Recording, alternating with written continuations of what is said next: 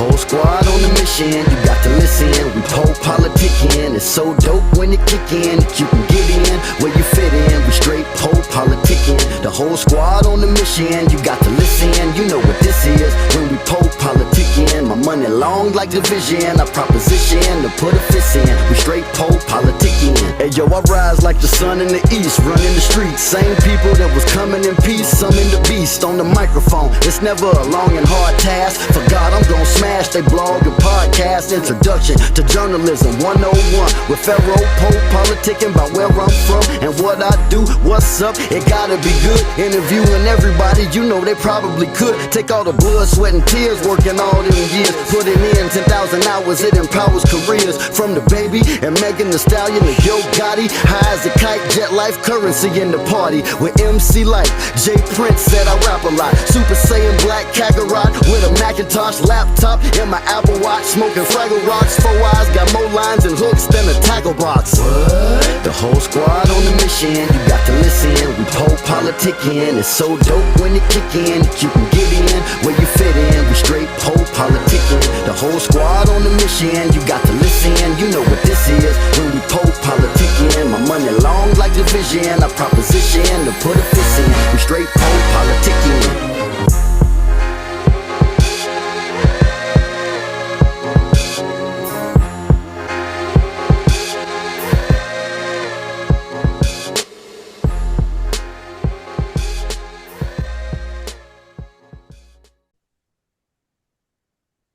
Welcome back to PoPolitickin.com, your home for self-help meets hip-hop.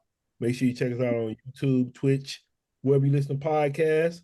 1212, I'm in the place to be with Semore Buckz. How you doing? What's good, bro? How you been? Chill, man. Sitting on the rack like an old pair of Hirachis. Nah, that's a classic right there, bro. Yeah, I was looking. So this the third interview. It might be the fourth, because I think we did Two Black Brothers too, but I know with PoPolitickin, we did an interview like in 2016, then 2020. Yeah, fact. You've been rocking with me since I got out here to the city, for real. That's what's up, man. So how everything been going with you? You know, it's going. That's all I can say. It's going. You know, it's starting to finally have a little snowball effect. So it's starting to catch a little wave, for real. Shit, like I said, our first interview we did was 2016. So what year did you actually start? I dropped my first mixtape in 2012. I've been rhyming for a minute, but like I finally like actually dropped my first solo mixtape. I used to be like in a rap group or whatever. So 2012, my first mixtape, and I ain't looked back since then. What was the rap group? Usual Suspects. I was kind of like the youngest like rapper with kind of like the nicest older rappers around. You know what I mean? So, you know, then eventually I got my wave up. A couple people started rapping, and I just branched off and started this Semore Buckz thing. All right, man. So just anybody that missed the last 3-4 interviews we did, can you just give them a reintroduction about yourself? Oh, yeah. You know, I'm Semore Buckz. I come from Cambridge, Maryland. Small town in Maryland. Population like 10,000. I've been rhyming ever since forever. My dad used to put the headphones on me as a baby, so I'm a hip hop junkie for real. So, you know, I grew up listening to all the goats, the legends, you know what I'm saying? So my style is like hip hop gumbo. So just to sum it up short. Yeah, so what you on right now? What you working on? I got a couple projects in the works. I got a project. I got a couple freestyles and visuals and content about to roll out in a second. I got like 2 projects in the work. I got one typical Semore Buckz. Probably gonna name it Success First, Love Later for a Hope Dealer. And I got a project with this producer named 183rd too. It's under construction. We cooking that too. So I'm gonna get a little bit more consistent. Like I might used to drop an album and drop a few videos and be done for the year and do a little. Now I just got to keep beating them over the head to let them know, like, I'm here to stay type shit. Yeah, I'll say, so what's motivating you to keep going? Because like I said, I've been knowing you for at least about 7 years now, 7, 8 years. So What's motivating you? For real, just the passion and the love I got for it, and just how it touched the people. Like, it's like where I come from, certain albums I drop is kind of like it didn't save lives, change lives. You know what I'm saying? Motivated certain people. It's kind of like therapy to certain people who don't do music. So just seeing how, how my music touched certain people and how, the reaction I get from it and all that, that's what really keep me going. Cause got thousands of people steady hitting you up saying, yo, when you dropping, you don't want to hear that all the time. You gonna feed them the music so they don't gotta beat your door down for it. You feel me? Even though them having interest in it is a good thing, but you can't keep your supporters waiting forever because it's a new rapper every 30 seconds. You feel me? Yeah, I'm gonna say. So, how you feel about how the game changed since we knew each other? So, Yeah. 2016 to 2023. How you feel? Like, I don't think it was streaming. Streaming wasn't that big back then. But Nah, think about how the game is now, what it evolved to. like when I first locked in with you, like blogs still was kind of like the wave for real. Like blogs, you could like that kind of really was like how you was discovering a new artist. Like the YouTube algorithm wasn't freaky like how it is now, where it's super suggestion. You know what I'm saying? Where it was just you if you ain't know a certain person name, you didn't even know that the stuff existed type. So Right. now it's more like you got more opportunities and it's more like free range. But you know what I'm saying? It kind of can oversaturate it. But you got people like Griselda and people like that champion the boom bap again. It kind of like made it easier because we was kind of like at 16, people was the older people and the people that came from our era, they was caring about bars, but more so people was trying to pop bottles and turn up in the club. So Uh, so it was kind of like in a weird state then. And it's in a weird state right now, but being that we got social media and all this, TikTok and all this crazy stuff, the opportunities is endless. So you could catch a wave, like you never know. Like it's like gambling for real. Like it's like the gamble is higher now because you feel me, the stakes is higher. It's more crap tables. So mm. Yeah, I feel that's I feel like it is like with the social media, it's kind of like I don't know. It almost looks like it's like the more extreme you are, that's like the more views you can get. So it's almost like you gotta be on some shock value shit. So it's like, yeah, ah. So I already know I'll be looking at like, man, I ain't gonna catch up because I can't do all the extra shit to make it.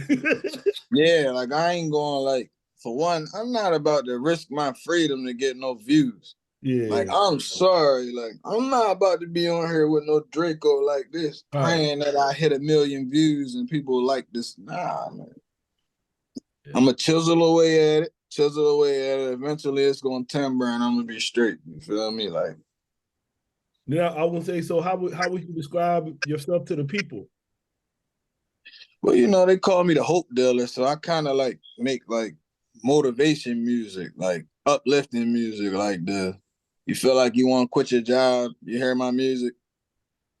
You might turn your headphones up a little bit and knock out those last 4 hours. You still might give your boss the middle finger mentally in your mind, but you're gonna get that bag though. You feel me? Like I don't know. I'm like like I'm the hope dealer for real. Like I'm just, give you some words of wisdom, balance it out. Like, I'm saying? I am like a street rapper, but it's like it's a good and bad. It's like you can't be in the streets forever. So I'm the person that's, I done been through it. I went through this. Here, play the sidewalk. It's cool. Get a job. Do your thing. Invent something. Create something. You can be greater than what I used to think was lit when I was young and looked up to people. So I'm just trying to show them that you don't gotta like be in the streets to be lit. You don't gotta follow no, you know what I'm saying? You know the little fake invisible rules and instructions that they say was quote unquote cool. You don't gotta follow that. You can set your own tone for real. So Man, who I'm who just you say, who would you say your top influences are with music? oh man, the I grew up, the people I grew up listening to, of course I ain't gonna say, well, yeah, I got to. But the typicals, the Bigs, the Jays, the Nas's, the newer people like Kendrick, you know what I mean? Like the people, you know what I'm saying? Like, I like music that got a message. Even though I do like street rap. That's what I do, but it's gotta be a message in it. Like, regardless of what you're saying, no matter how cool it is, I gotta be able to take something from it, learn something from it. Gotta have a gym in there. Like, you gotta mix the food with the medicine. Like, it gotta go hand in hand. Cause hip hop is like, music heal people. So if I'm just steady giving you nothing but ignorance, I ain't healing nothing. I'm helping the destruction. So I mean, I gotta, you feel me? A lot of people don't got big brothers, fathers, or whatever. So some people gotta learn it another way. I'm gonna just try and be one of them people. If I'm gonna kick some game, kick some jewels, it gotta be something you can actually gotta be able to learn from my mistakes. Y'all gonna say, did any cause you be sounding like you from Philly to me. Did any Philly rappers influence you some or not? Yeah, I grew up because I'm from Maryland, so Philly only like 2 hours. And Okay. in the part of Maryland I'm from, we don't got no famous rappers. Like, we ain't got no, you know what I'm saying? So yeah, I grew up listening to that Rockefeller, the State That's what I be Props. hearing. Yeah. Yeah, like I grew up listening to State Prop, Rockefeller, Young Guns, all that. So I had the Philly influence for real. Like, Oh yeah, then I was asking, man, I saw you was talking about earlier the businesses. I remember before I always saw you doing like pressing and stuff, like clothes. You still doing that? yeah. We got the Grounders print shop. Like, that started off like, every artist got the merch or whatever, you know what I'm saying, to go with. And eventually it just blossomed into us trying to manufacture our own merch and, you know what I'm saying, basically cut the middleman out for real. Yeah, because I got like the little heating press. I see you got that real shit. I was like, oh, Man, you got that that's like the what they call it, direct to garment or something like that. yeah. But I got the heat press wave still cuts too though. You know what I'm saying? Like, because there's some people who preferably that's what they want. You feel me? So gotta have a little bit of area, you know what I'm saying? Options or whatever. But yeah, it started doing the merch and the merch started doing this, you know what I mean, catching a wave of its own. But I had to get back to the music, you feel me? Because without the music, people wouldn't even be buying the merch. Right. Kind of like gotta balance it out some, huh? Yeah. So what's the current projects? I got this joint on 183rd. I got this Hope Dealer joint probably ready to kick off. I don't know if it's gonna be Hope Dealer, Success First, Love Later 4, but within the next 30 days, y'all definitely about to get some new visuals, and I'm gearing up for real. So if they follow me on Instagram, they seeing I'm getting back in that mode. You know what I'm saying? Tuning my engine, making sure I can still put up 200 on the dash when it's time to perform. And then what you like do when you're not doing music? The crazy thing is, outside of that print shop, when I'm in Maryland doing that, I don't do nothing else but music.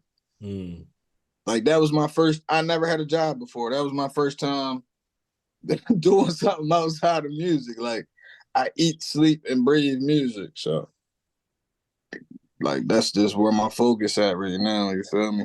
That's where my focus always been at for real. Like, since I can remember for real. So I guess like what are you trying to accomplish? Like what is your goal? Like, I'm just trying to break the cycle, man. Where I come from, people don't make it. I'm trying to leave a legacy behind. Like, yeah, it's cool to be lit or whatever, but you're gone. People forget about you. Like, what did you leave here?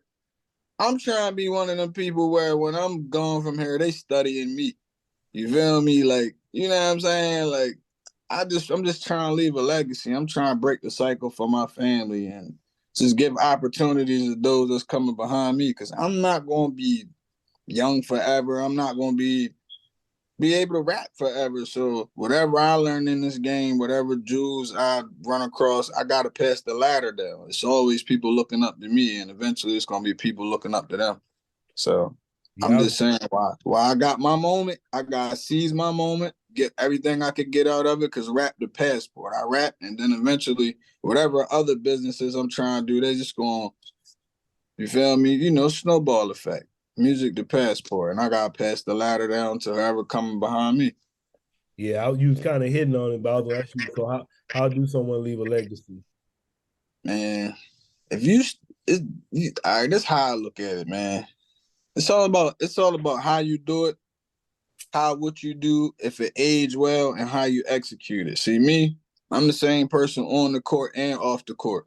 So even when I'm not rapping, I carry myself the same way. I treat the janitor like the CEO, like nobody, you feel me? So it's not all about the music, but the music is like the receipt. Because if you're not hearing the physical, that live on forever. Like that's like it's people that same way I listen to Big and Pac. I was like 8 years old, 6 years old when these guys died. But their music lived on. By the time I started getting into hip hop, I'm studying it, seeing who was the first person coming up with slick metaphors? Where did this flashiness come from? Why do we wear Jesus pieces? Why do we wear Timberlands? I'm from Maryland. I got to learn this through the music. You feel me? I'm like, what's up with Timberlands? Why are they rocking a Yankee hat? We ain't got that from where I'm from. So I feel like I could be that staple from where I'm from to set the tone. I'm already doing it, but just to a magnitude of where people who didn't grow up with me, they can understand it and get it. Because where I'm from, they already get it. They pay it, you feel me? Like it's people who done learned from me and then took it to another level, you feel me? So the grassroots of it is there. I'm just trying to take it to the next level. So that little kid in Hong Kong who feel like his town too small and he never could make it, he might run across my story and then inspire him one day. You feel me? Like, so that's what I do it for. And then my mom, my biggest fan. So, you know what I'm saying? I can't let her down. And then what would you say to your fans and supporters? Man, I appreciate y'all because if it wasn't for my fans and supporters, I don't know what I'd be doing. I kind of know what I'd be doing, but I wouldn't want to be doing that. You feel me? Like, what is that? I wouldn't want to be doing that. You feel me? Like, What would you be doing? I'll be outside, man. Like, it's legal. It's legal now, so I probably would try to be like a bootleg burner or somebody like that. But I probably wouldn't be as positive and, like, you know what I'm saying, like I am now. Like I feel like a fake role model. So it's certain ways I gotta carry myself. I don't know who watching me, so I'm not about to lead by bad example. You feel me? Like, so when you become a public figure, you gotta carry yourself a certain way. Like, you know what I'm saying? Because it's bigger than just me. I'm Semore Buckz, but I got a team that makes sure I'm straight. You feel me? So if I'm out here acting cuckoo, then we all lose. Right. Yeah, speaking of that, I was say that's like I know I was just saying like nowadays, I noticed what went going on back when we first did the first interview. All these rappers are getting the RICO cases. Yeah, man. It's like more and more of them every day. It's nasty out here now. Like, I feel like, man, they got something in the contracts or something. I feel like yo, real, like, the way rappers is dying and going to jail, man, it's nasty out here. Yeah. That's why I'm trying to spread positivity. Yeah, I remember, I think Jim Jones was saying, like, being a rapper is more dangerous than being a soldier. Well, I don't really know about that, but it's getting close, though. It's getting close. I'm like, shit. Nah, it is just as, it ain't too much different because when you rap, somebody can just look at the flyer and see where you're going to be at and pop up. So it's certain ways you just got to move and certain, you know what I'm saying? It's nasty being a rapper, especially when you're not like on like a Drake level or something, because you still got to deal with people on a regular level too. You feel me? You know what I'm saying? So, I guess so. When you got to deal with stuff like that, what would make you want to keep doing it when you got to deal with the stuff like that? It's all about the energy you put out, man. Like if you put out positive energy and you carry yourself a certain type of way, you ain't really gonna have. You know what I'm saying? You ain't really gonna have. It's all about what you put in the universe for real. Like if you on that type of time, you gonna attract that type of time. That's how I see it. Now that we about to wrap it up, but I want to ask you, so where you see like the future of hip hop? Where you see the future of hip hop going?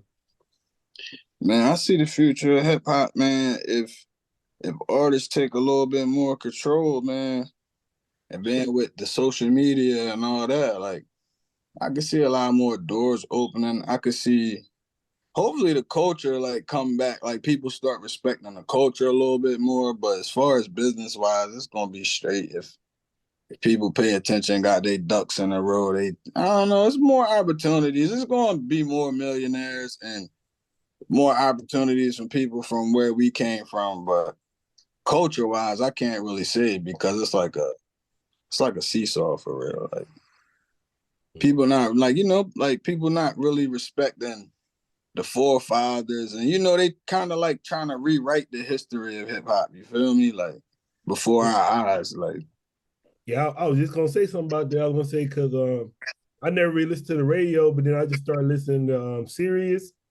So I know they got like OVO stations, so that's like Drake and like he play a lot of Caribbean shit. Then everything else is like he's all the new stuff, but the only thing that kind of balances it out is they got Rock the Bells.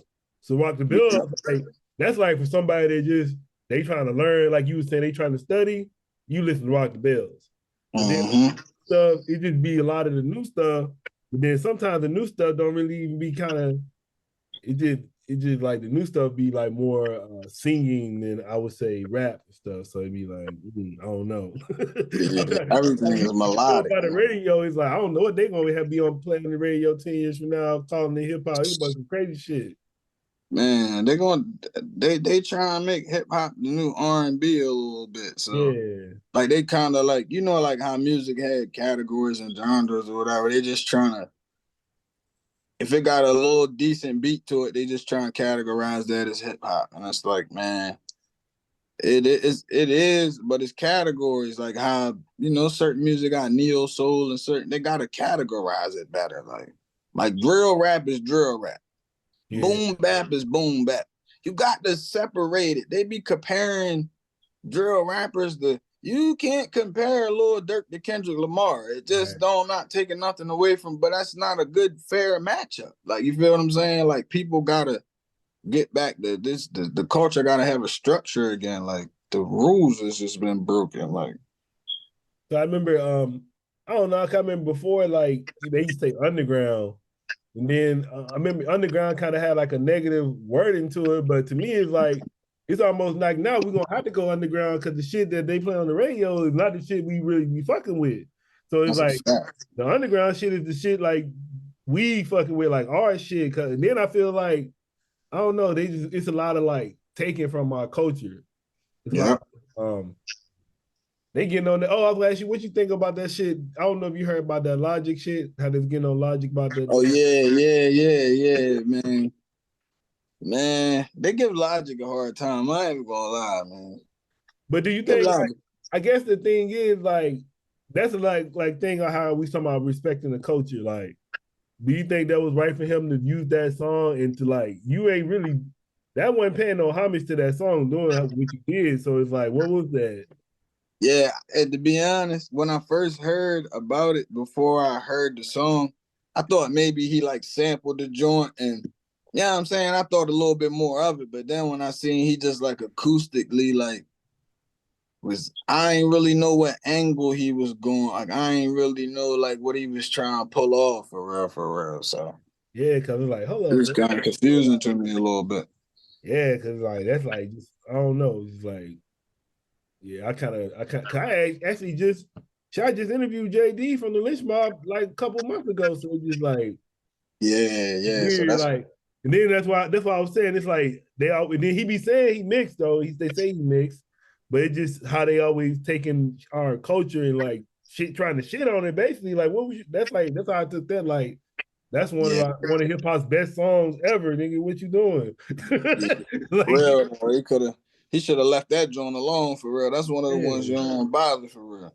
Yeah, like we gotta protect Ice Cube. Ice Cube been riding for us for a long time, so don't be jumping on none of Ice Cube shit trying to do some bullshit with it. And you for real, I didn't think I didn't think it was gonna sound like that. I'm like, oh, he went acoustic, like he trying something. I don't know what he was trying, but he tried it. You know what I'm saying? And people made him pay for it. All right, man. I want to say, shit, you got anything else going on you want to talk about? Nah, man, just about to gear up with these projects, and then once they get gearing out, I'll be right back up here for another interview with you. You know how we do. All right, man, for sure. I want to say thank you for coming through politicking with me, man. You already know, man. Semore Buckz, PoPolitickin, man. Any shout outs? Yeah, shout out to my team. Shout out to the Grinders. Shout out to Cambridge, Maryland. You know what I'm saying? My extended New York family. You know what I'm saying? Shout out to PoPolitickin, man.